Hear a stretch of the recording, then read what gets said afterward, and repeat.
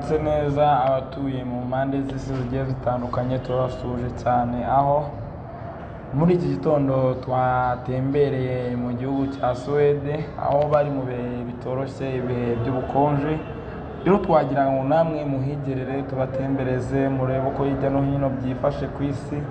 Nta hantu tutazajya tubashyikira, tuzajya tugenda tubibereka. Rero ubu twageze Suwede, dusanga bari mu bihe bitoroshye, ibihe by'ubukonje, aho ari umwana muto, umusore, umugabo, umubyeyi ari busohoke yambaye imyenda y'imbeho, kandi hasi hejuru hose akaba yagize gute, yifubitse. Rero gahunda Tembera live turacyakomeje dukora.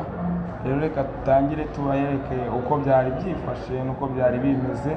Ni mu gihugu cya Suwede rero, ubwo hari mu bukonje cyane, ndagira ngo bamwe na bamwe murareba icyo bita barafu, aho ubukonje bwagiye bwikuramo barafu, muraza kubibona kandi muranogerwa n'izi gahunda za Tembera live.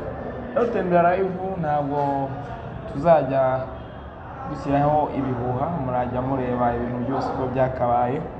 Rero akaba turi mu gihugu cya Suwede, aho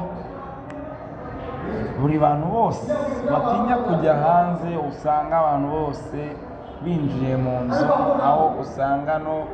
aho usanga n'imodoka zuzuyemo ubukonje. Rero biravugwa ko kugira ngo ubone n'umuhanda wa kaburimbo biba ari ikibazo gikomeye.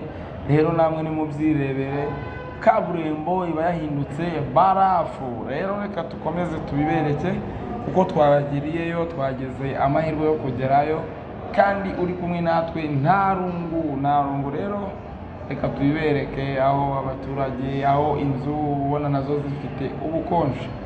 Rero murakoze.